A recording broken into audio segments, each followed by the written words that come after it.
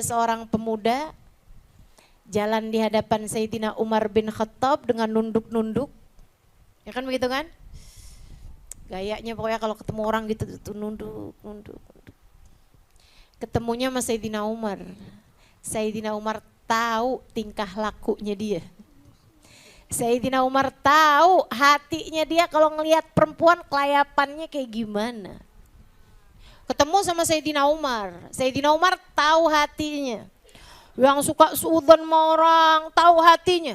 Yang kadang-kadang ada benci sama orang, kadang-kadang hasut sama orang gitu, tahu hatinya. Sayyidina Umar kok, teman-teman. Sayyidina Umar itu salah satu minal mukasyifin, salah satu dari orang yang dikasih kasyaf sama Allah. Dikasih kasyaf tuh dibuka hijab. Nih ya, ini cerita tentang karomahnya para sahabat nih jarang-jarang ada yang cerita. Betul kan? Saya mau cerita. Jadi sekalian, pernah dalam salah satu peperangan, Sayyidina Umar nggak ikut di perang tersebut di masa kekhalifahan Sayyidina Umar. Jadi Sayyidina Umar utus pasukan perang untuk berperang di satu negara. Beliaunya sendiri nggak ikut karena beliau mesti memimpin negara gitu kan. Jadi beliau kirimin pasukan. Satu waktu Sayyidina Umar lagi khutbah di mimbar. Tiba-tiba aja ini yang nyaksiin semua yang hadir khutbahnya. Khutbah Jumat atau khutbah yang lain lah. Pokoknya Sayyidina Umar lagi tengah khutbah di masjid. Tiba-tiba Sayyidina Umar diem, kemudian bilang kayak gini, Al-Jariyah, ya Jabal, ya Sari Al-Jabar, ya Sari Al-Jabal. Pasukan gunung. Orang-orang pada bingung semuanya.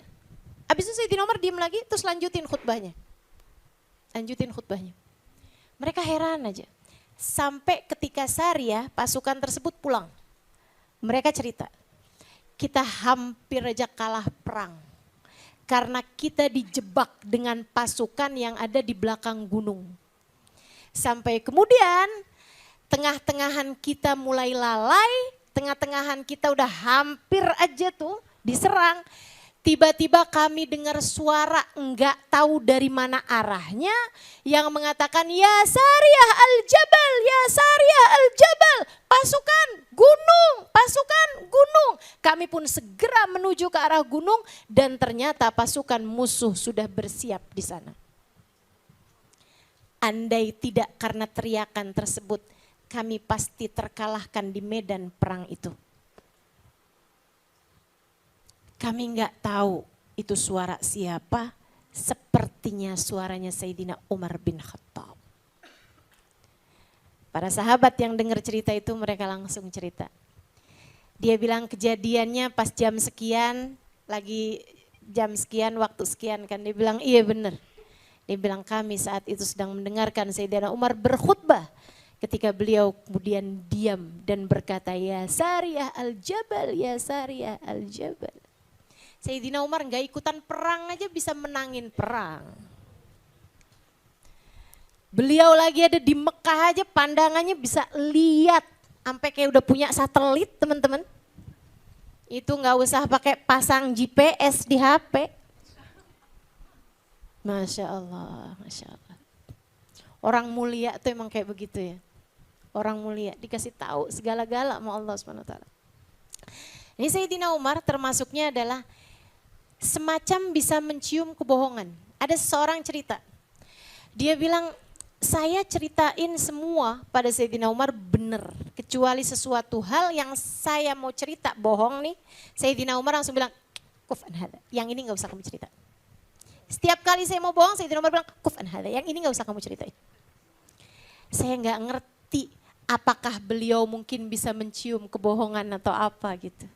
Sayyidina Umar. Makanya begitu ngelihat pemuda ini nih yang jalan sok-sokan nunduk-nunduk, bajunya kayaknya sok-sokan kayak paling syar'i. Begitu ya. Yang keadaannya tuh kelihatan paling kayak gimana gitu. Padahal hatinya seperti yang tadi saya sampaikan tuh. Ada hasut sama orang, ada benci sama orang, ada ini sama orang, ada hatinya nih penuh dengan hujatan, penuh dengan ghibah, penuh dengan namimah, segala macam. Masya Allah, hatinya gak ada Allah di dalamnya. Sayyidina Umar begitu ngelihat dia jalan. Saya teman-teman, saya dengar cerita ini. Saya bayangin kayaknya Sayyidina Umar kalau ketemu saya digituin juga tuh. Pemuda ini jalan depan Sayyidina Umar nunduk gitu. Sama Sayyidina Umar diginiin. Dijenggut kepalanya sama Sayyidina Umar. Bahasanya apa sih itu? Ditoyor. Toyor? Bahasa Jawa apa aja kayaknya? Dijulek no, gak enak banget ya. Kita nggak usah pakai lah, ini bahasa dari antah berantah ini. Itu nulis bahasa Arabnya susah tuh kayaknya. Nah, Masya Allah. Jadi teman-teman ya. Tadi saya bahasanya apa? Iya. Dijenggut. Ya. Ditoyor sama Sayyidina Umar. Sayyidina Umar kemudian berkata, "Ya gulam, at-taqwa hahuna, at-taqwa hahuna." Nah, enggak di situ tempatnya. Takwamu tempatnya di hati. Kalau kamu mau benerin hati kamu, bukan zahir kamu. Kalau kamu mau benerin, yang pertama kali harus kamu benerin hatimu. Di mana hatimu selama ini berada. Hatimu nyambungnya sama dunia atau nyambungnya sama akhirat? Hatimu tertariknya sama Allah atau tertariknya sama dunia? Hatimu tertariknya kemana? Wallahu basirun bil ibad. Allah yang tahu kemana hati hamba-hambanya condong.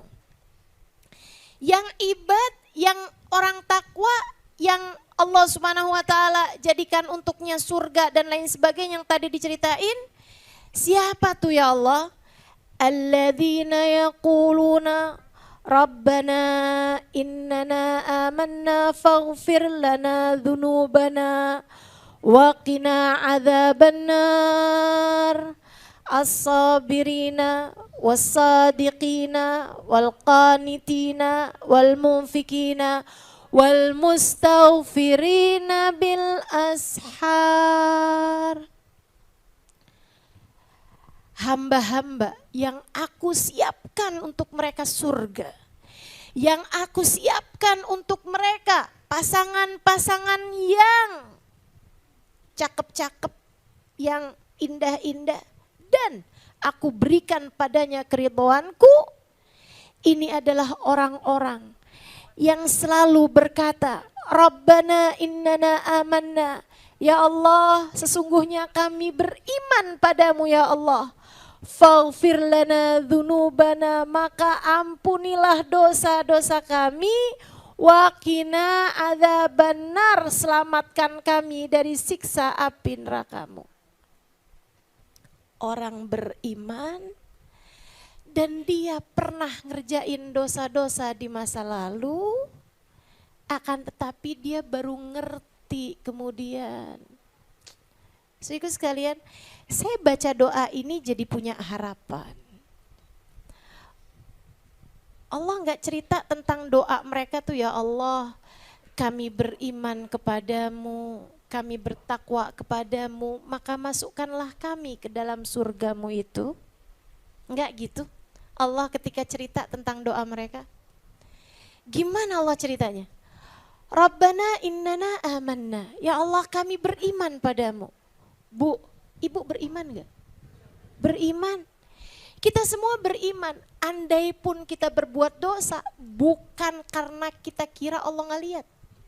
Betul enggak? Betul enggak? Dek, adik-adik, kamu bikin dosa apa enggak? Bikin? Banyak apa dikit? Ketika kamu dosa, kamu pikir, Allah nggak bakalan lihat ini. Atau saya tahu sih Allah lihat, tapi gimana ya? Aduh, gimana ya? Kayak terkalahkan sama hawa nafsu nggak sih? Kayak terkalahkan sama bisikan setan nggak sih? Kayak yang nggak kuat aja gitu. Akhirnya kita ngerjain gitu dosanya. Betul apa enggak? Ini adik-adik nih yang masih suka ngeliatin cowok-cowok ganteng. Yang kayaknya yang mau deh saya dikasih yang beginian nih.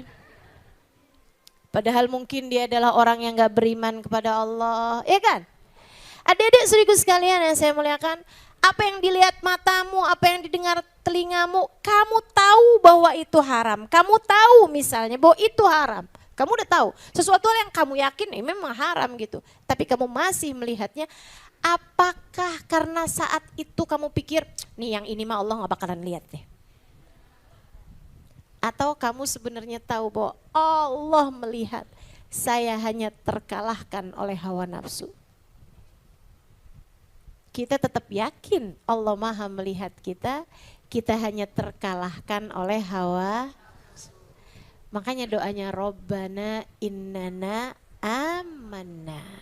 Ya Allah, kami beriman sebenarnya, kami beriman. Kami hanya terkalahkan oleh hawa nafsu kami ya Allah, karenanya faghfir lana dzunubana.